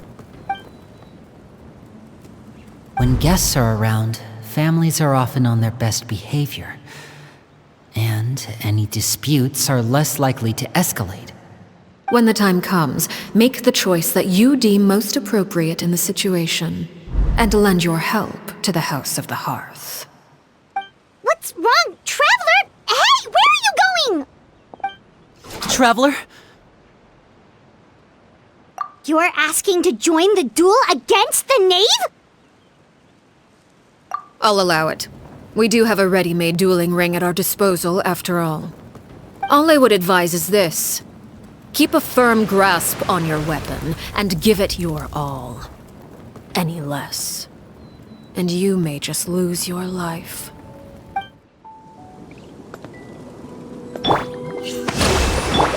Everyone hold hands!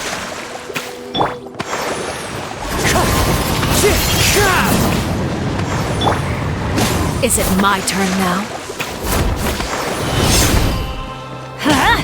Now's our chance!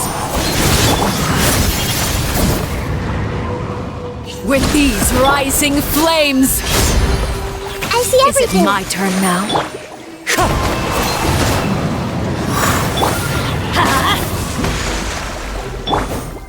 Closer now. Are you alright? Now that's more like it. Is it my turn now? Hey! With these rising flames! The Temple of Wisdom! Is it mine? The countdown has begun. Like a fly tangled in a web. Spare your energy. Running is of little use.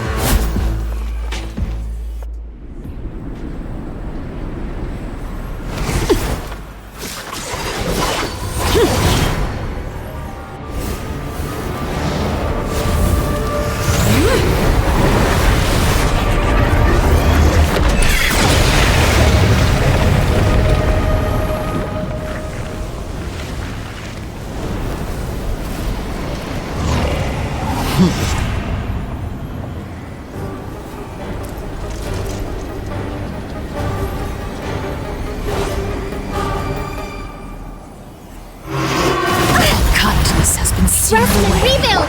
My blade is all that remains. One with wind and cloud. Share my knowledge! The sun and moon have set. Only ruin remains. All hope has been extinguished. Watch out for Father's movements! Look out!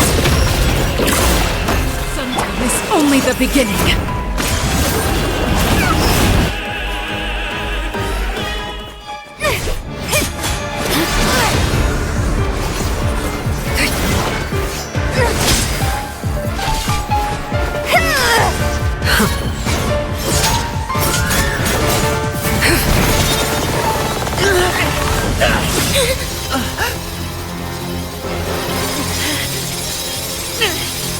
You should know better than to crowd in one place.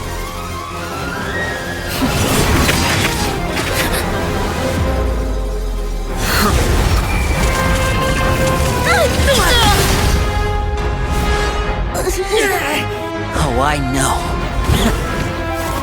No! I'm sorry, Father!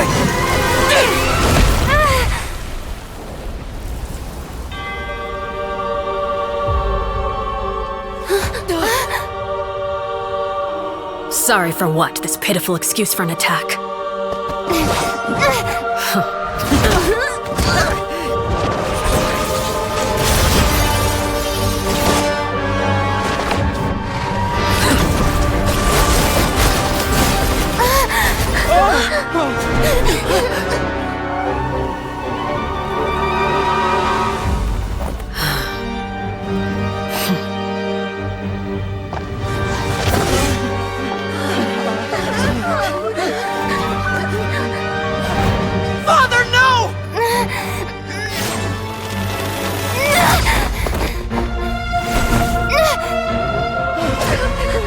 Made it out, did you?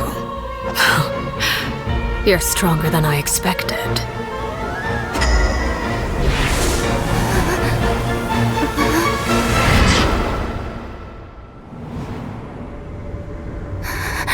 A crimson moon.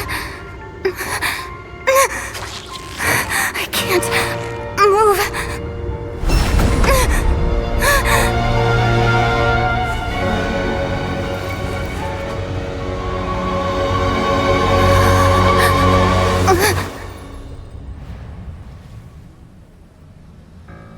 Still, not strong enough to beat me.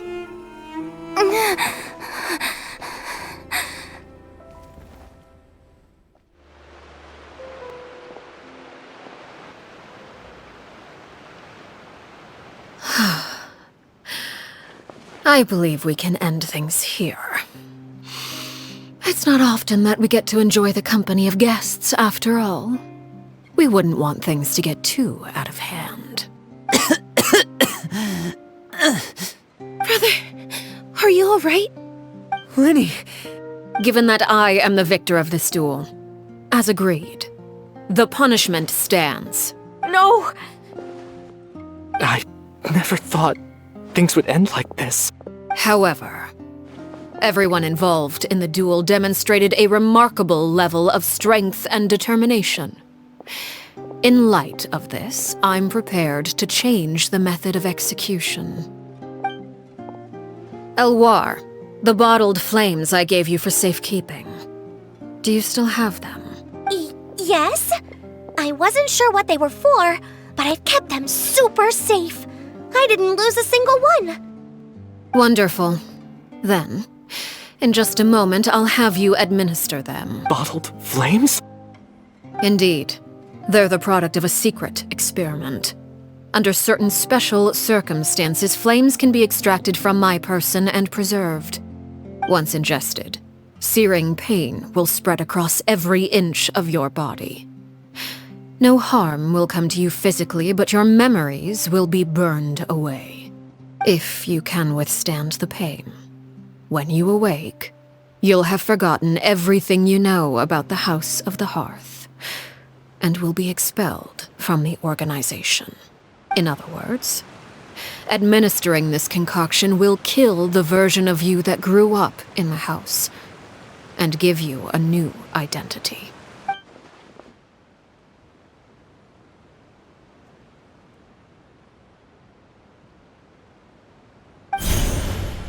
Memory is a mysterious thing indeed.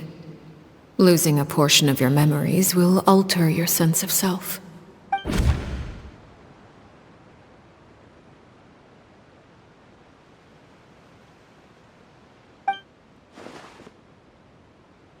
So, you're just letting us go, Father? You misunderstand. Memories are extremely important. Once consumed by flame, the version of you standing before me will die, and our secrets will die with you. So no, I don't intend to just let you go, because the person who survives will be nothing but a stranger. Even so, I won't have to live in fear anymore. I'm sorry, Father. I'm sorry I let you down. But I really... Don't cry, Filial. You haven't left the house yet, so there are still rules to be followed, yes? Remember what I taught you. Anger makes you impulsive, sorrow causes you to waver. Don't let yourself be controlled by your emotions. Of course. I'll remember. Dry your tears, and go pursue the life you really want. Yes, Father. Chaplot, Foltz, Elwar, take them back to Poisson. And bring Linny and the others as well. I prepared 3 extra vials of bottled flames. As for whether to take them, the choice is yours. Goodbye, children. The next time we meet, I will no longer be your father. Thank you for all you've done for the house.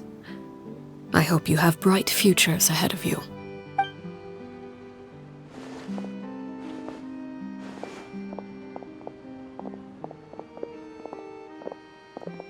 Father! Let's go.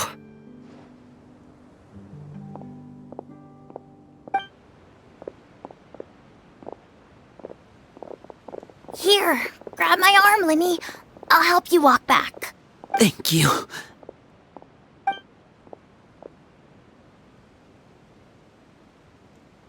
Clairvy.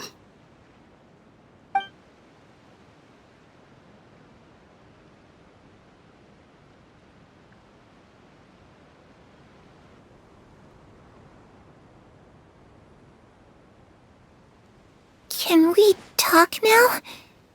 I've been waiting for a super long time. You really are Perry, aren't you? I haven't seen you in so long. How come you're all grown up? Wait, did I somehow travel to the future on accident? Or am I dreaming? What a long dream. Neither. You died, Clairvy. That's what happened. You could have at least sugarcoated it a little. Look, she's done speechless. Oh. Okay then. Huh? That's it? You accepted it just like that? Yep. If that's what Perry says happened, then I believe her. Perry wouldn't lie to me. Plus, I don't really need to know why I'm like this. I'm more curious about what happens in the future. If you're a harbinger now, Perry, that means Mother is gone, isn't she? Can you tell me about it? I want to know what happened to her. And to me. You never stopped trying to defy fate. At first, no one believed you. You could only vent your frustrations to the moon. In fact, you often sought comfort in the night sky. You wanted to see the aurora, so one night we promised each other we would go to Snezhnaya to see it together. Later on, you tried to run away, but you were brought back each time. Mother spared your life, but it wasn't out of kindness. Instead, she decided to make an example of you by slowly torturing you over time. That way, the other children would know what happens to traitors. Still, you never gave up. Mother hoped that through ruthless duel after ruthless duel, she would be able to crown an ultimate victor among the children she raised. But you called on everyone to unite, to fight to a draw in order to reduce casualties.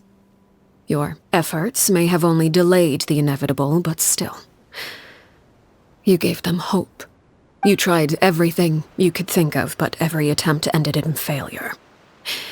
Still, you never turned your sword on Crucibina, and you never turned it on me.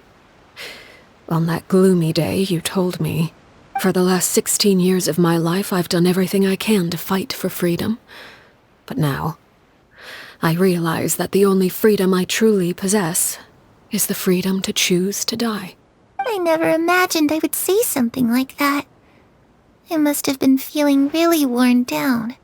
But somehow, I still think I understand. According to Mother's plan, only one of us was going to make it until the end. And I always hoped that person would be you. If I could do it all over again, I still don't think I would make a different choice. Even when I first met you, I knew you'd be able to do what I couldn't. Is that so? Even now, I'm not sure I truly understand what kind of freedom you were trying to pursue. But as the head of the House of the Hearth, and as the children's father, I've tried to give them the most basic of freedoms. The freedom to choose their own fate. It's something I discussed with the Iudex of Fontaine. The children who want to leave the house will have their memories wiped clean of all secrets pertaining to the organization. In return, they will be allowed to live a normal life in Fontaine without being prosecuted for their past. Of course, I won't simply hand freedom to them on a silver platter. They have to fight for it and prove themselves worthy of it. Only freedom that is earned has true value. That's more than enough. That's exactly the kind of life I was fighting for. You know, Perry, I think you're a pretty amazing king, and a really great father, too. I'm really happy that you're the one who took over the house. I guess I do have one regret, though. I still haven't seen the outside world. Well, it just so happens that our dear guests over here have been to many nations and traveled to countless places.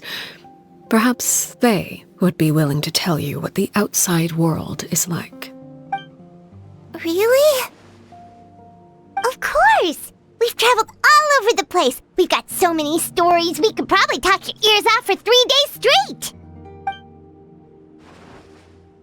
You know, I used to dream of being a bard, playing the lute while singing into the winds of freedom. even if there was no one there to listen, I would have continued to sing no matter what. Ah, that's where Mora comes from. I never knew that before. If I had some Mora, I would buy 3 new dresses. One for me, one for Perry, and one for Mother. It's just too bad Perry doesn't like wearing dresses. And Mother, well, she probably wouldn't accept something like that either. I guess I'd just have to keep them all for me then. I could wear a different one every day. Those yokai you mentioned, what do they look like? I once saw a drawing of this one guy with horns on his head and a super scary face. Are there any yokai like that? Oh, sounds like you're talking about an Oni. Yep, we've met one, and let Paimon tell you, they're not nearly as scary as they look. I was always too afraid to skip Mother's fighting lessons. But at the academia, I bet you could do all sorts of secret things in class. Things that have nothing to do with studying. I'm just kidding. Being able to study whatever you want without having to fear for your life actually sounds pretty great.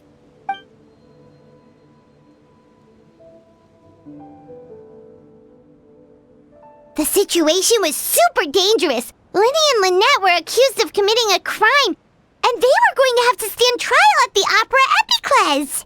Oh no, that must have been hard for all of you.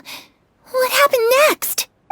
Don't worry, we were able to turn the situation around super quickly, all thanks to Detective Paimon, of course. How'd you do that? Come on, tell me. Okay, so it was like this. After the failed magic show, we rushed to the scene and...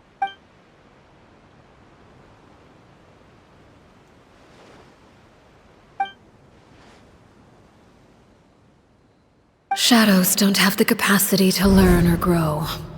Any new information they encounter is quickly forgotten over time.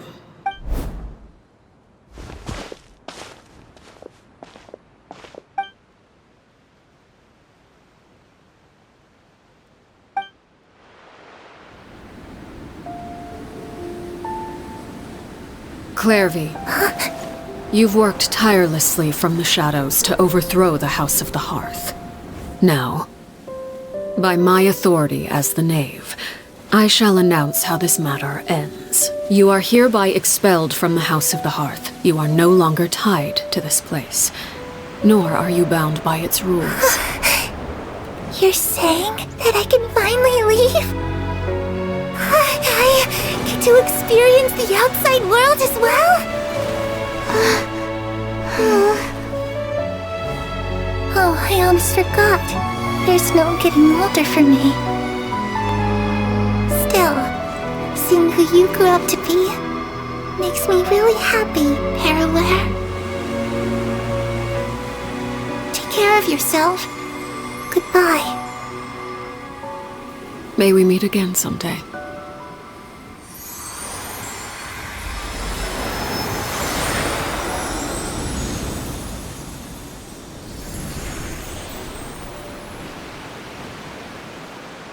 Clairvy. She left so soon. Paimon didn't even get to finish her story. I also have certain sentiments left unsaid. I wanted to tell her that the aurora I saw in Snezhnaya was just as beautiful as the ones in the pictures. But a shadow's memories reset at dawn. Had we delayed any longer, we wouldn't have had the time to say goodbye. Whatever regrets may linger, let them be lost to the coming of a new day. Father? It's Linny! Hey, Linny!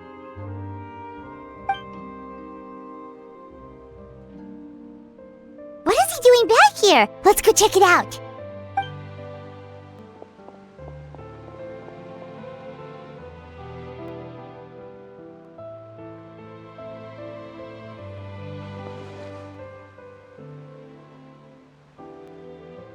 Father, the bottled flames have been administered.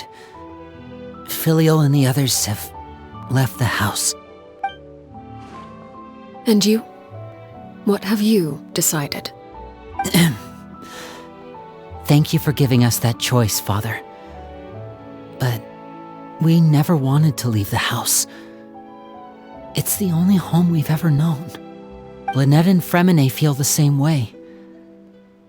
They're recuperating back at the Hotel Bouffe d'été. But I decided to come back and tell you where we stood. I'm sure you're well aware of the expectations I have for you. I want you to follow in my footsteps and become the next king of the house. Yet you seem to have different ideas, I must admit. I'm rather surprised by your decision to stay. There's nothing wrong with choosing to live a quiet life. Leading this organization is a heavy responsibility, one not so easily carried by someone forced onto the throne. I just never understood what you saw in me. What made you believe I was deserving of that throne? You're brave, talented, and, most importantly, you cherish your family. You would do anything to protect them, even if it costs you your life.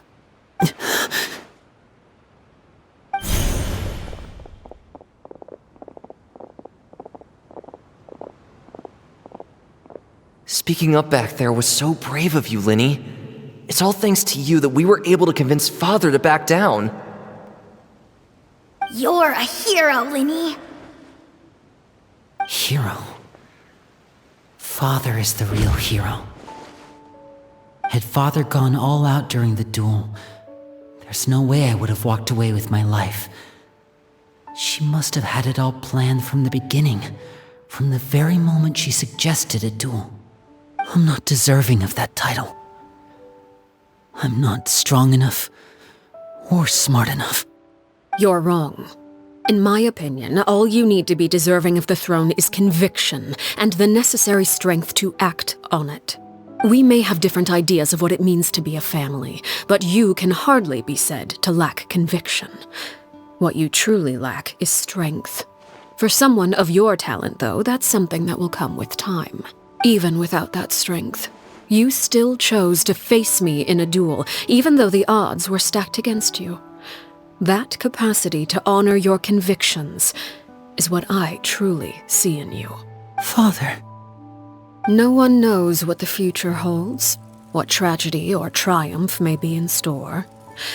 Being at the head of this organization requires the strength of will to face whatever comes. Caution will only hold you back. If reaching a certain standard were required to go after what you want, I would never have succeeded in killing my predecessor. Back then, there was still a considerable gap between our abilities. Strength may decide the ultimate victor, but those who let a lack of strength dictate their decisions or undermine their convictions will never be worthy of the throne. I understand, Father. Thank you. Children must grow up to surpass their parents. Only then can a family continue to flourish. The road ahead is not an easy one. So I'll ask you one last time. Are you certain you want to stay? You've done so much for me, Father, and that kindness must be repaid. Plus, with Project Stuja at hand, there are many dangers ahead, and I, for one, don't intend to back down. Protecting my family at all costs. That's my conviction. Then you're welcome to stay. As for Project Stuja, you need not be too concerned. If those cowardly businessmen and heartless dignitaries try to take us down, I'm prepared to teach them a lesson. Having members who longed for the light was our organization's last weakness. With those members no longer among our ranks, the House of the Hearth is like a spider hiding in the shadows. We need only wait for our prey to come to us. At present, our imperative is to use their plan to our advantage. In doing so, a crimson moon shall rise amid the frigid blizzards of winter. No demonstration of loyalty shall go unrewarded, and no sacrifice shall be in vain. As for the two of you, whether we meet again as friend or foe, I'll remember the camaraderie we shared in this moment. No matter how arduous the journey ahead, I hope we both reach our desired destination. Didn't Linny say that Lynette and Fremine were recovering at the Hotel Bouffe d'été? Oh, Paimon wonders how they're doing. Maybe we should go check on them.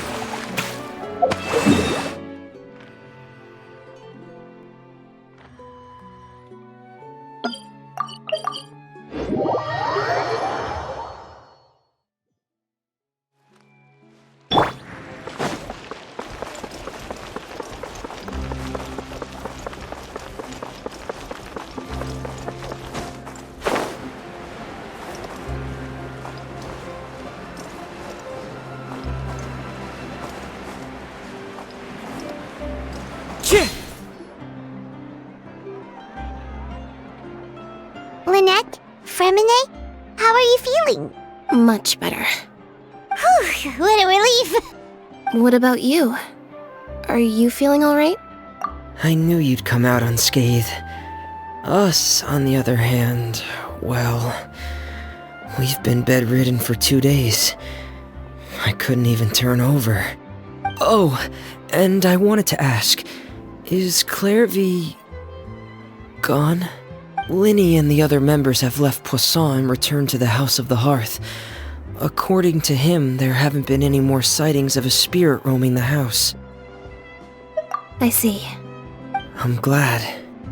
Father came to check up on us 2 days ago and told us about what happened with Crucibina and Clairvy.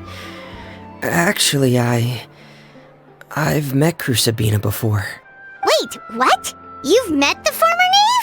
Crucibina died a year after Clairvy. It was during the year between their deaths that I joined the House of the Hearth. Crucibina had an extremely cruel and radical way of doing things. While she was alive, the atmosphere in the house was suffocating. When I joined, though, the experiment she valued so much had already come to an end, and all the people involved, dead and injured alike, were gone. Crucibina never talked about the past with us newcomers. A couple of months after I joined, Father killed Crucibina and burned all her files. With that, the names of all the people subjected to her experiments, Clairvy included, were lost to the flames, along with the painful memories they represented. Father took in Lenny and me a couple months after that, but she never mentioned anything about Crucibina or Clairvy. It really seems like something she was planning to keep to herself. The last time you talked to her, did she mention why she kept it a secret for so long? She said she didn't want us to be affected by the darkness of the past. She was worried we'd develop a false sense of gratitude towards her if we knew about it. The foundation of a family should be free of any corrupting influence. Whatever happened in the past, it has nothing to do with who we are now. And that's what Father told us in the end. But I still thanked her for everything. It was only after hearing about what Crucibina did that I finally realized how insignificant our lives could have been. The members of the house meant nothing to her. To say that she valued them in any way, even just as a tool, would probably be giving her too much credit. If Father hadn't taken over the House of the Hearth, I probably would have already... Father rarely brings up the fact that she saved us. She doesn't believe that being indebted to her should be what ties us together. But even if we didn't owe her anything, we would still choose to stay. Because this is our home. We may have arguments or times when we feel wronged. Some people may even choose to leave. But as long as Father is here, we will always have a home. Whether the path before us is bathed in sunlight or shrouded in shadow, we'll follow Father wherever she chooses to go. So I wanted to say thank you for helping us make it through this crisis. Without your help, we could have lost a lot more along the way. Oh, we didn't do anything, really. Of course. You're welcome anytime. Are Filial and Nantoy okay? I actually saw them at a cafe this morning. They didn't recognize me. From what I could tell, they were drinking coffee and talking about one of the operas that started running recently. They seemed happy. If I had to take a guess, I would say they finally found the kind of life they always wished for.